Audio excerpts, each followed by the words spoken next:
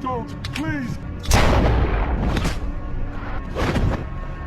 Faster film का first scene एक prison से शुरू होता है, जहां से मेन कैरेक्टर ड्राइवर को प्रिजन से निकालकर पुलिसमैन ऑफिसर के पास ले जाते हैं। ऑफिसर इसे कहता है तुम यहाँ रहे, लेकिन तुम्हें किसी किस्म की ट्रबल नहीं हुई। फिर वो कहता है कि मैं ये उम्मीद करता हूँ कि यहाँ जो अंधेरा है तुम इसको पीछे छोड़कर जा रहे हो। इस पर वो कहता है कि कोई क्वेश्चन है। फिर ड्राइवर कहता है कि एग्जिट कहाँ है। इससे जाहिर होता है कि ड्राइवर 10 ईयर्स से प्रिजन में कैद होता है, लेकिन अब आजाद हो जाता है। जेल से बाहर आने के बाद ड्राइवर तेज भागकर एक जंक यार्ड में पहुंच जाता है, जहाँ टूटी हुई गाड़ियां होती हैं। वहाँ एक सही गाड़ी के ऊपर से कपड़ा हटाता है और इसे ले जाता है। इसमें कुछ डॉक्यूमेंट्स, पेपर्स और पिक्स होती हैं। फिर वहाँ एक तस्वीर देखता है जिसमें इसका भाई होता है। इसका कत्ल किया जा चुका होता है। यहाँ ये भी पता चलता है कि ड्राइवर का मकसद एक एक करके अपने भाई के कातिलों से बदला लेना होता है। ये सोचकर वो अपनी कार की डायरेक्शन को बेकरफील्ड ऑफिस की तरफ कर देता है और वहाँ जाकर ऑफिस के एम्प्लॉय को मार देता है। अंदर से ऑफिस वर्कर्स चिल्लाना शुरू कर देते हैं और एक सीसीटीवी कैमरा के जरिए इसकी रिकॉर्डिंग हो जाती है। थोड़ी देर में वहाँ इन्वेस्टिगेशन टीम पहुंच जाती है और वहाँ कॉप और डिटेक्टिव इस केस को हैंडल करते हैं। फिर ड्राइवर इस आदमी की जगह पर होता है जिसने इसे गाड़ी और गन दी होती है। वहाँ न्यूज चैनल पर सेम न्यूज चल रही होती है कि बेकरफील्ड में एम्प्लॉय को मार दिया गया और मर्डरर्स की एज 30 इयर्स थी और हाइट 6'5" थी। पुलिस ने अभी विक्टिम का नाम नहीं बताया। ड्राइवर इस आदमी को पैसे देता है, लेकिन वो आदमी इससे कहता है कि बताओ तुमने प्रिजन में रहकर इतना पैसा कहाँ से स्मगल किया। जिस पर ड्राइवर कहता है कि तुम्हें जानने की जरूरत नहीं है। ड्राइवर इससे इसके भाई के कातलों की नेम्स की लिस्ट मांगता है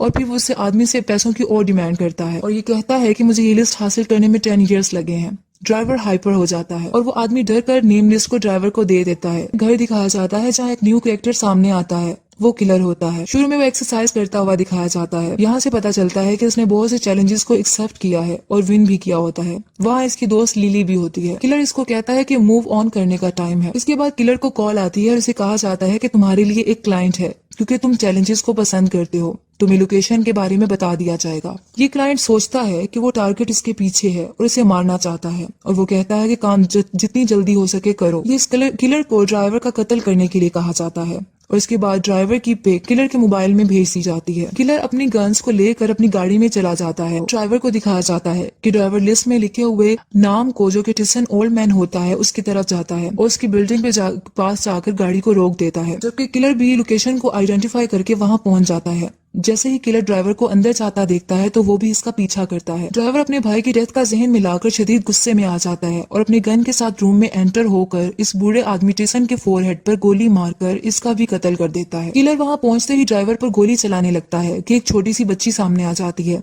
ड्राइवर इस बच्ची की वजह से परेशान हो जाता है, लेकिन इसकी जान बचाने के लिए इसे एक तरफ पुश कर देता है और इसके बाद किलर पर फायरिंग शुरू कर देता है और जल्दी से गाड़ी में निकल जाता है। किलर उसे नहीं मार सकता। उसी तरह फीमेल डिटेक्टिव और कॉप को ओल्ड वीडियो दिखाती है जिसमें शूटर ड्राइवर के भाई का मर्डर किया गया होता है। अब ये दोनों ड्राइवर के पास को डिस्कवर करते हैं और इन्हें पता चलता है कि ड्राइवर के साथ धोखा हुआ था और ये अकेला है, इसका कोई गैंग नहीं है। इसके बाद बैंक रॉबरी की वीडियो दिखाई जाती है कि कैसे ड्राइवर के भाई ने बैंक रॉबरी के बाद अपने साथियों को ड्राइवर की गाड़ी में बिठा लिया था। उसके बाद दूसरे गैंग ने इसे पकड़ लिया था और तो दूसरे गैंग ने इनसे पैसे मांगे थे और पैसों का पूछा था। ड्राइवर इनसे रिक्वेस्ट करता है कि तुम मेरे भाई को शूट नहीं करो। ड्राइवर का भाई इसको कहता रहता है कि इन्हें कुछ नहीं बताना, लेकिन ड्राइवर अपने भाई की फिक्र करते हुए बता देता है कि पैसा किचन के फ्लोरबोर्ड के नीचे है। इसके बावजूद ड्राइवर के भाई की गर्दन को काट कर कत्ल कर दिया जाता है। ड्राइवर जोर जोर से नो कहकर चिल्लाता है, लेकिन कुछ नहीं कर पाता। इसका भाई इसके सामने जान दे देता है, जबकि इनमें से ओल्ड मैन टिसन वीडियो बनाता है और उसको कहता है कि स्माइल करो कैमरा के सामने। ड्राइवर से गुस्से में कहता है कि मैं तुम सबको मार दूंगा। डिटेक्टिव कहती है कि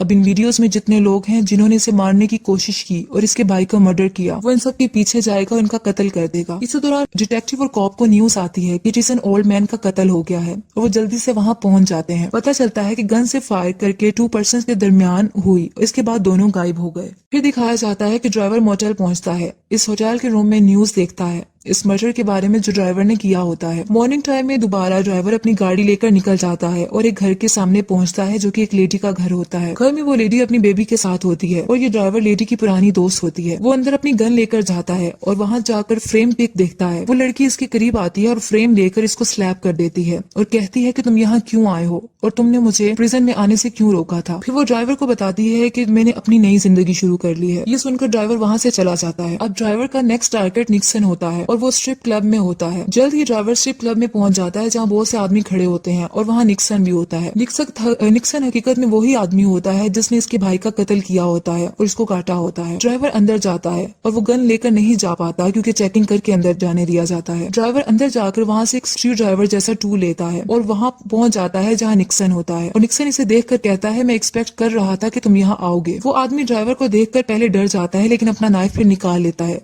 ताकि ड्राइवर को मार सके। दोनों की फाइट शुरू हो जाती है। इसके बाद ड्राइवर अपने टूल को इसमें स्टैब कर देता है जिससे वो बहुत ज्यादा जख्मी हो जाता है। ड्राइवर को लगता है कि निक्सन मर गया है लेकिन अभी भी निक्सन जिंदा होता है। ड्राइवर के जाने के बाद इसको हॉस्पिटल ले जाते हैं।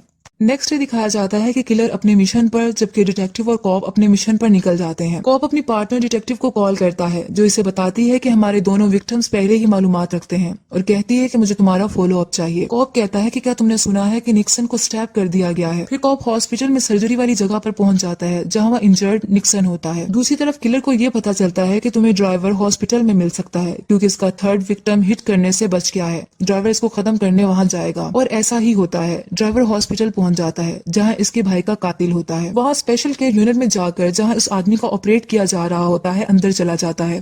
नर्सेज और डॉक्टर्स डर जाते हैं। ड्राइवर अपनी गन निकाल लेता है और इस आदमी पर फायरिंग शुरू करके इसे जान से मार देता है और वहाँ से निकल जाता है। गन की आवाज सुनकर वहाँ के सब लोग डिस्पर्स हो जाते हैं और वहाँ कॉप अलर्ट हो जाता है और अपनी गन लेकर इसके पीछे जाता है और आखिर इस पर फायरिंग शुरू कर देता है। बहुत ज्यादा फायरिंग होती है। ड्राइवर अपना डिफेंड करता है लेकिन कॉप आगे बढ़ता है कि अचानक ड्राइवर सामने आकर गन दिखाता है। डर से कॉप की गन नीचे गिर जाती है और वो घुटनों के बल बैठ जाता है और आंखें बंद कर लेता है। लेकिन ड्राइवर इस पर गन नहीं चलाता क्योंकि वो उसका बैच देख लेता है क्योंकि इसके प्लान का ये पार्ट नहीं होता। जबकि वो कॉप आंखें खोलता है तो वहाँ ड्राइवर नहीं होता, वो जा चुका होता है। ड्राइवर जल्दी से अपनी गाड़ी में स्पीड से चला जाता है। फिर पता चलता है कि किलर इसका पीछा कर रहा है।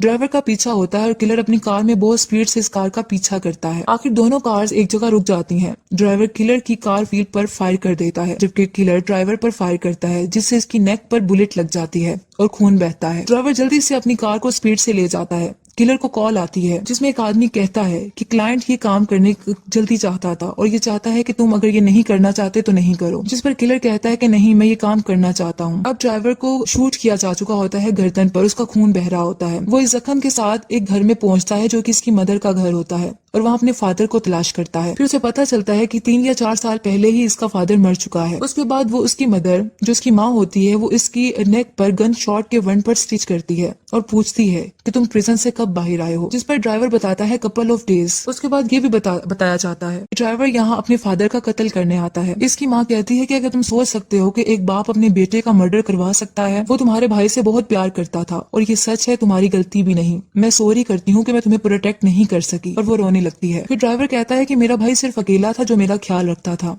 इसकी मदर कहती है कि फिर इसने तुम्हें इस काम में क्यों डाला, तुमको इसका हिस्सा क्यों बने। ड्राइवर कहता है कि जब इसका ड्राइवर गिर गया मैं अपनी मर्जी से गया, इसने इस गलत लोगों से पैसे लिए हुए थे, उसे मेरी जरूरत थी। ये कहकर वो चला जाता है। नेक्स्ट डे ड्राइवर अपनी गाड़ी रोड साइड पर रोक लेता है और रेडियो सुनता है जिसमें एक आदमी बोल रहा होता है कि नफरत तुम्हारे गर्दन के इर्द गिर्द एक चेन की तरह है जो तुम्हें वहां ले जाती है जहां तुम नहीं जाना चाहते। ये तुम्हें अंधेरों और तन्हाइयों में ले जाती है। तुम इस नफरत के गुलाम बन जाते हो और ये सिर्फ तुम्हें तुम्हारी बर्बादी की तरफ ले जाती है। तुम्हें लाजमी इससे आजाद होना है। अब पता चलता है कि आखिरी आदमी ट्रैवलिंग एवेंजलिस्ट अलेक्जेंडर होता है। ड्राइवर इसको रेडियो में सुनता है और वो जहाँ सरमन दे रहा होता है वहाँ पहुंच जाता है। जहाँ वो जाता है एवेंजलिस्ट इसे देखता है और उसे पहचान लेता है। एवेंजलिस्ट और ड्राइवर ओपन एरिया में आ जाते हैं और एक दूसरे से बात करते हैं। एवेंजलिस्ट बताता है, उसको हकीकत बताने लगता है और कहता है कि जहाँ तुम्हारे भाई का मर्डर हुआ था बस मैं डोर को गार्ड कर रहा था, लेकिन जब इन्होंने इस लड़के का गला काटा तो मैं नो कहकर चिल्लाया था। ड्राइवर कहता है जिस लड़के को इन्होंने मारा था वो मेरा भाई था। वो आदमी कहता है कि मैं इसको वापस नहीं ला सकता, लेकिन दिल में मेरे बहुत अफसोस है। फिर वो कहता है मैंने अपनी जिंदगी में क्रिएटर के लिए वक्फ कर दी है। मैं जानता हूँ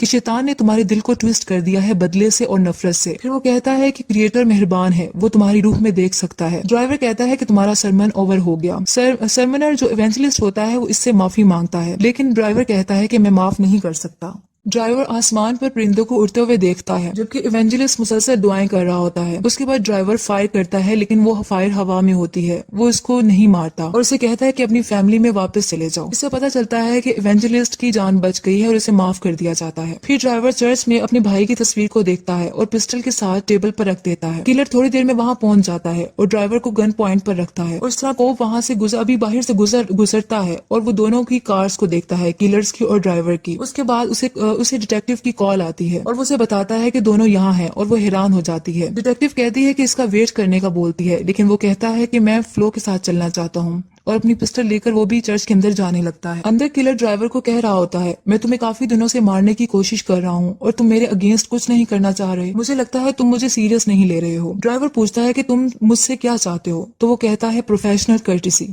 वो कहता है कि तुम गन उठाओ ताकि हम टेस्ट ऑफ स्किल कर सकें, लेकिन ड्राइवर मना कर देता है। ड्राइवर कहता है तुम्हें इश्यूज हैं। किलर इससे ड्राइवर की गन को उठाता है और उसे मारने लगता है और ये बात करता है, जिसने मुझे हायर किया है वो अभी तक जिंदा है। तुम बात करते हो और तुम समझते हो कि तुमने अपना काम कर दिया है। उसी दौरान कॉप वहां पहुंच जाता है और किलर को ड्रॉप द गन बोलता है और ये भी बोलता है कि हिलना नहीं। इसी तरह किलर पिस्टल चेयर पर रख देता है, लेकिन कॉप ड्राइवर की हेड पर शूट कर देता है। किलर कॉप को कहता है तुम वो आदमी हो जिसने मुझे हायर किया था ड्राइवर को मारने के लिए, और तुमने मुझे क्यों हायर किया था। कॉप कहता है जब तुम इसको नहीं मारा तो मैं इन्वॉल्व हो गया इससे कि वो मेरे पास आता और मुझे मार देता। किलर कहता है तुम तो इसकी लिस्ट में थे ही नहीं। इस पर वो कॉप कहता है कि मुझे पता है, जब इसने मुझे हॉस्पिटल में देखा था तो इसने मुझे नहीं मारा था। फिर वो बताता है कि इसके भाई की दोस्त ही थी जो मुझ तक इन्फॉर्मेशन पहुंचा रही थी और वो मेरी वाइफ है। ये वही आदमी होता है जिसने पहले भी ड्राइवर की हेड पर शूट किया होता है। किलर बाहर चला जाता है। जब उसको पैसे दिए जाने लगते हैं कॉप की तरफ से तो किलर नहीं लेता और कहता है कि मुझे दोबारा कॉन्टेक्ट करने की कोशिश नहीं करना और चला जाता है। इसी तरह डिटेक्टिव इस लिस्ट को देखती है जिसमें मर्डर्स के नाम होते हैं और तस्वीरें होती हैं।